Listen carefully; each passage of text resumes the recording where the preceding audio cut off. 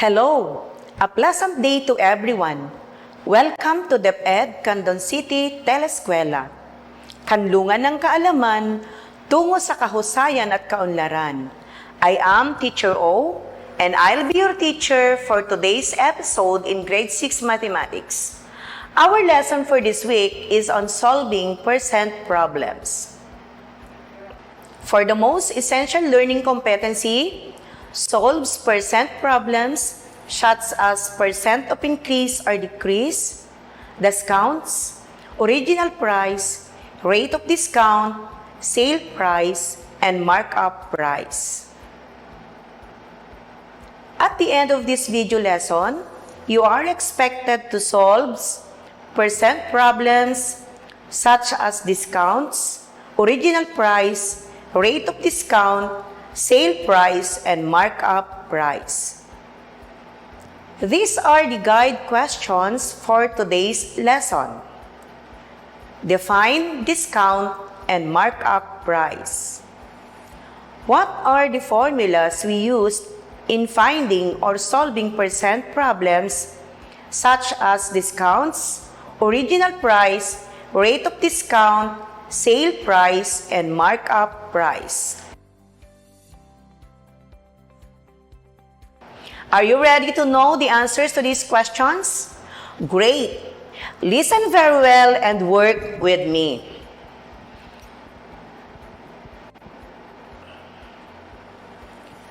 Before we move on to our lesson, let us first define the percent of change.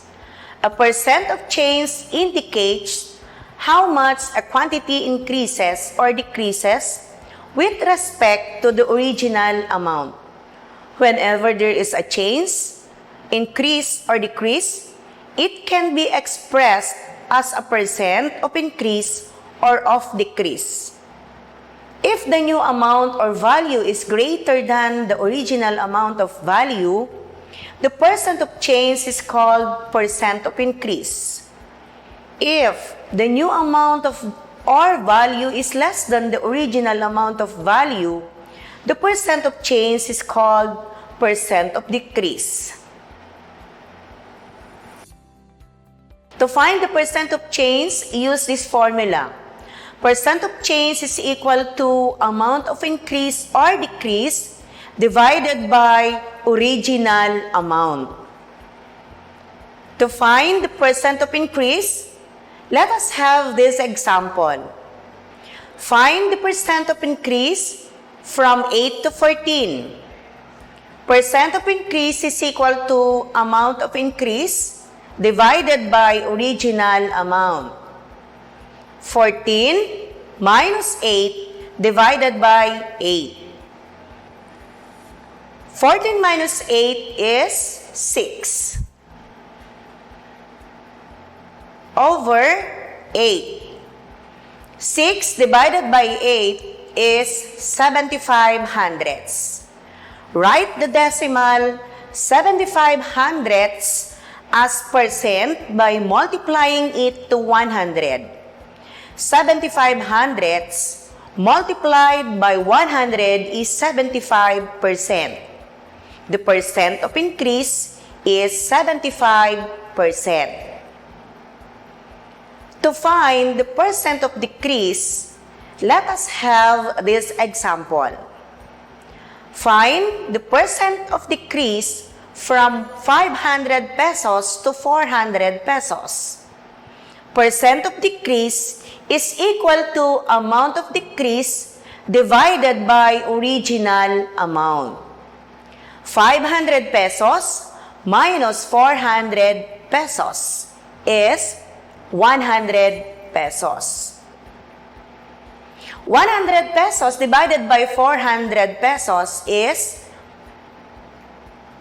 divide 100 divided by 400 is 25 hundredths. Write decimal as percent. 25 hundredths multiplied by 100 is 25%. The percent of decrease is 25%. Let us answer this. Due to drought, Mang Ago's harvest of rice this season decreased from 125 sacks to 75 sacks. What is the percent of decrease? Percent of decrease is equal to amount of decrease divided by original amount. 125 minus 75 divided by 125. 50 divided by 125 is 4/10. Change 4/10 to percent. The percent of decrease is 40%. Let us move to other percent problems. First, let us take discount, sale price, and markup. The amount of reduction is called discount. If the discount is 50%, it means that the items are sold at 50% off or at half price. To get the amount of discount, use this formula. Discount is equal to discount rate multiplied by original price, or D is equal to DR multiplied to OP. The following terms are used in dealing with discount problems. Discount is a decrease in the price of an item. It refers to the amount deducted from the original price. Original price is the regular price charged of the item. Discount rate is the percent taken off from the original price. Sale price is also known as the net price or discounted price. It is the price of the item after the discount has been deducted. Discount and net price both represent percentage. Original price represents the base and the discount rate represent the rate. The following formulas are used in solving discount problems. Discount is equal to discount multiplied by the original price, or D is equal to DR multiplied by OP. Original price is equal to discount, or OP is equal to D discount rate.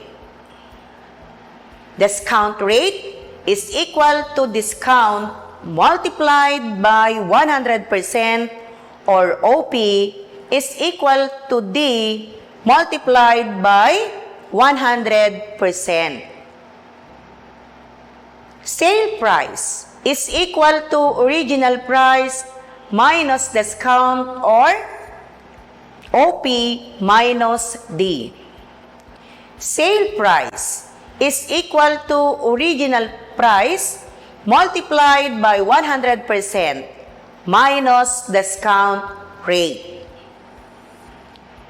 Using the formulas, let us solve this. A wristwatch was sold for 1,500 pesos with a 20% discount. What was the original price of the wristwatch? Given SP is equal to 1,500 pesos, DR is 20%, OP is unknown. Using the formula for sale price, we have SP is equal to original price multiplied by the quantity of 100% minus discount rate. Substitute the given. 1,500 pesos is equal to OP multiplied by the quantity of 100% minus 20%. 1,500 pesos is equal to OP times 80%. 1,500 pesos is equal to OP times 80 hundredths. Divide both sides by 80 hundredths. 1,500 pesos divided by 80 hundredths is 1,875 pesos. Cancel 80 hundredths by 80 hundredths. 1,875 pesos is the original price. The original price of the wristwatch is 1,875 pesos. Let's say the owner wants to add an amount on items or goods that he or she sells for profit. From its original amount, the amount to be added is the markup and the new amount is called the selling price. These are the terms to be used. Markup is the increase in the price of an item. Markup rate is the percent to be added to the cost of the item. Cost is the original amount of the item. Selling price is the amount of the item after the markup has been added to the cost. Markup and selling price both represent percentage. Cost represents the base and the markup rate represents the rate. These are the formulas. Markup is equal to cost multiplied by markup rate. Markup rate is equal to markup divided by cost multiplied by 100%. Selling price is equal to cost added to markup is equal to C multiplied by 100% plus MR. In a bookstore, the owner adds a markup of 5 pesos and 50 centavos on all the products. What is the markup rate of a notebook that costs 55 pesos?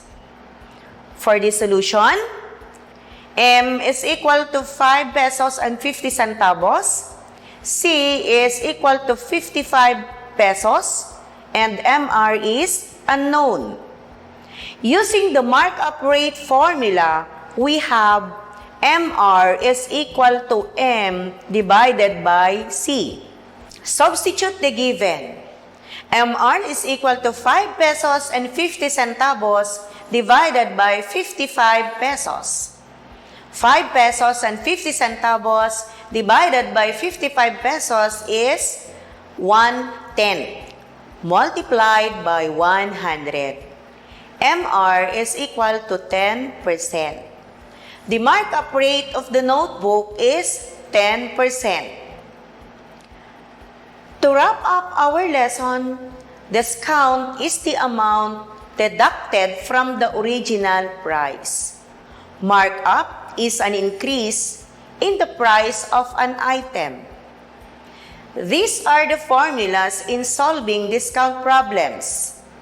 Discount is equal to discount rate multiplied by the original amount.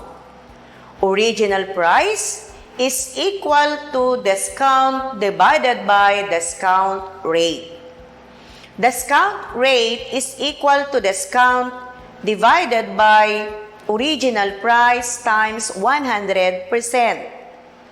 Selling price is equal to original price minus discount or original price times the quantity of 100% minus discount rate. Markup problems.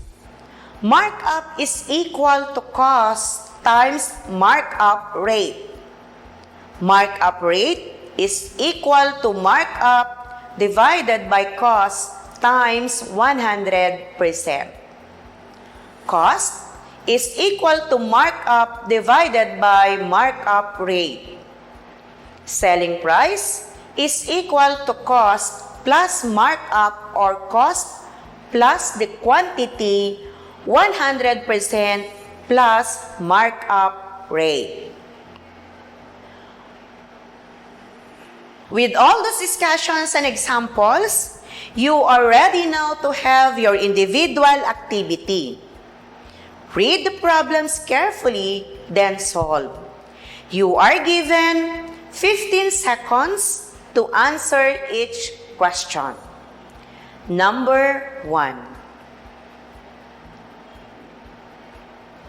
Mr. Anes paid 13,693 pesos and 75 centavos for a television set that originally cost 15,650 pesos. Find the rate of discount. Your 15 seconds start now.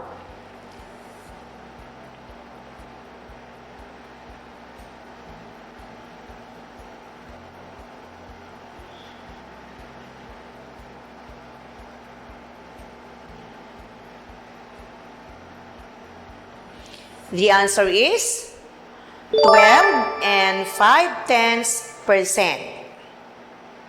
Number 2. One medium-sized bibingka costs 25 pesos. If it is sold at 75% markup, then how much is the selling price? Your 15 seconds start now.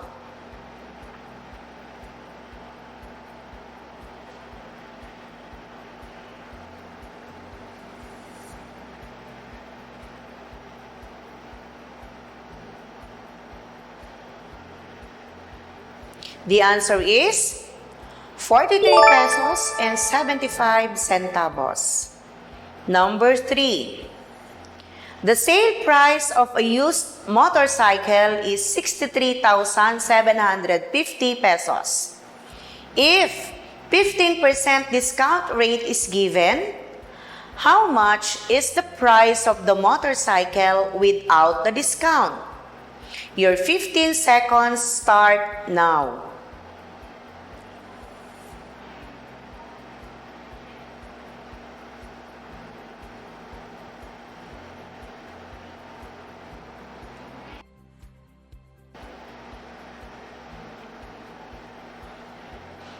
The answer is 75,000 pesos.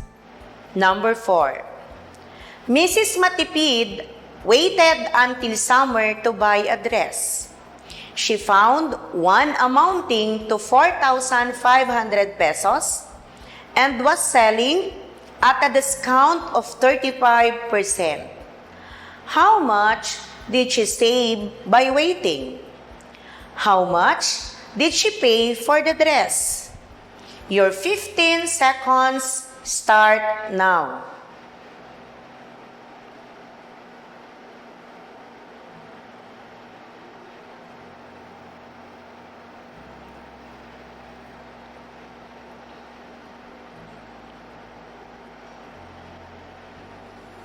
The answers are 1,575 pesos and 2,925 pesos. Number 5. On the first day of the webinar, only 280 teachers attended. Then, on the second day, it increased by 85%. How many teachers attended the second day of the webinar? Your 15 seconds start now.